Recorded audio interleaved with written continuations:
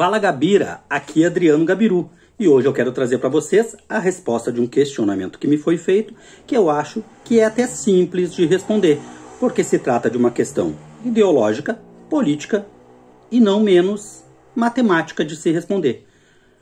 Gabiru, por que a maioria dos pastores são de direita? Bom, querido, vamos tratar da seguinte questão: matemática, política e ideológica. Primeiro, a gente sabe que as igrejas não pagam impostos porque deveriam não gerar lucros e impactar a sociedade aonde elas estão estabelecidas. Impactar positivamente, com ações de reflexão na sociedade, mas de forma matemática. Vamos calcular aqui. Digamos que um trabalhador ganhe 2 salários mínimos por mês, R$ 2.200, e ele pague R$ 700 de aluguel, R$ 500 de rancho, R$ 250 de luz, R$ 100 de água, R$ 80 de internet e R$ 80 de gás. Ele também pagará R$ 220 de dízimo, o que sobrará ao trabalhador, pelos meus cálculos aqui, R$ 380 para o resto do mês, para viver com pão, queijo, presunto, gasolina, creche. Mas e se o trabalhador ganha apenas um salário mínimo por mês para sustentar toda a sua família com todos os custos? Um salário mínimo a R$ 1.100. O trabalhador, imaginando-se que ele pague R$ 700 de aluguel, R$ 500 de rancho, R$ 250 de luz, R$ 100 de água, R$ 80 de internet, porque esse trabalhador, sim, ele tem direito a chegar em casa, descansar, olhar aquele filmezinho na Netflix, né? E também gaste R$ 80 com um botijão de gás por mês.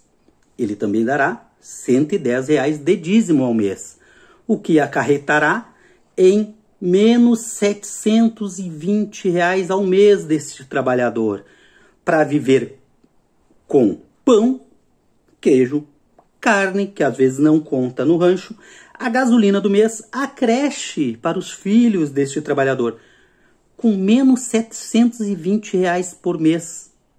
E o estado de bem-estar social? Que esse trabalhador vai poder sair com a sua família, ir no shopping, no cinema, numa praça. Ele vai numa praça tomar um chimarrão, mas não tem nem dinheiro para erva.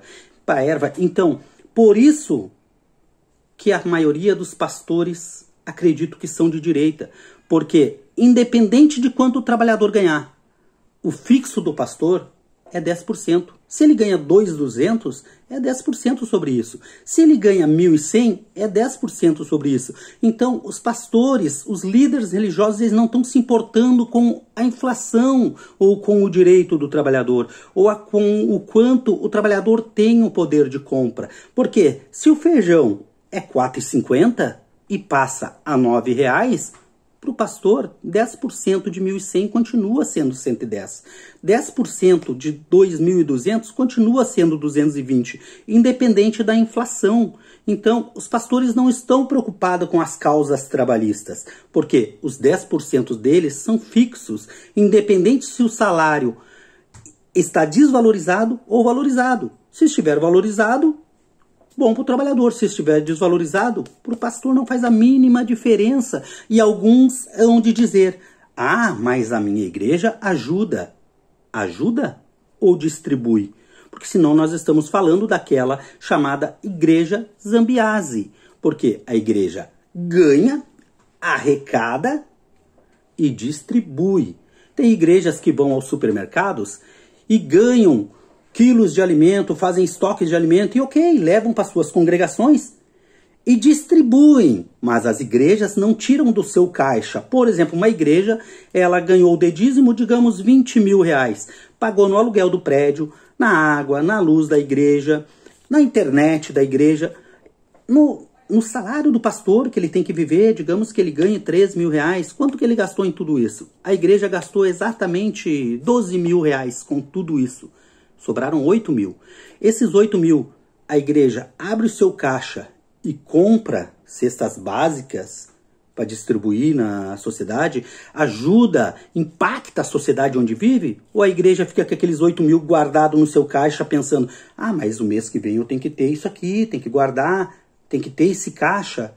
A igreja distribui, ela impacta a sociedade ou ela guarda no seu caixa? Porque para você que é membro, eles dizem o quê?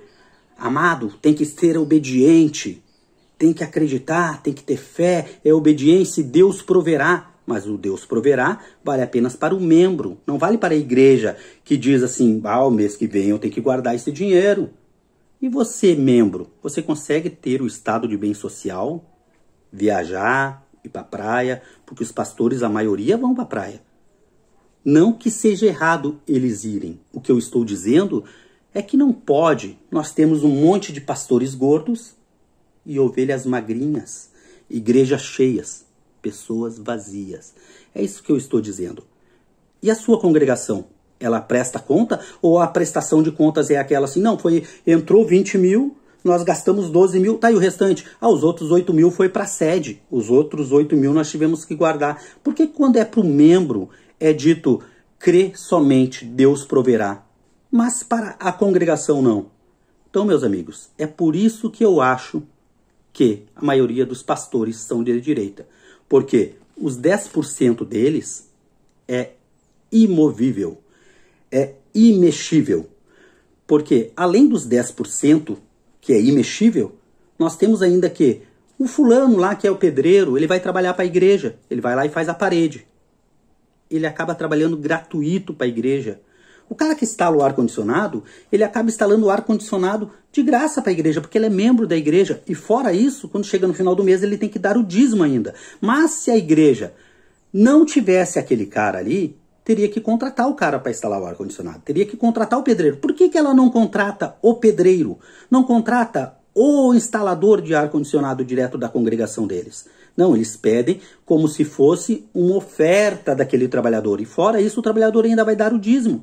E muitas igrejas ainda no final, depois ainda pedem oferta, dizendo, precisamos de oferta, porque nós mandamos instalar o ar-condicionado. E mal falam que quem instalou o ar-condicionado é um próprio membro da igreja. Mal falam que quem construiu a parede é um membro da igreja. Ou seja, ainda pedem depois mais uma oferta especial, além do dízimo. Mas o dízimo não é para manutenção da obra? Não seria para isso? Não seria para comprar cadeiras? Por que além do dízimo, além das ofertas, ainda se pede, vamos levantar uma grande oferta para compras de cadeira? O dízimo não é para isso? O dízimo não é para comprar as cordas da guitarra, as baquetas da bateria? Não seria isso a manutenção do templo? Então, meu amigo, pense nisso. Forte abraço, fique de olho. Adriano Gabiru.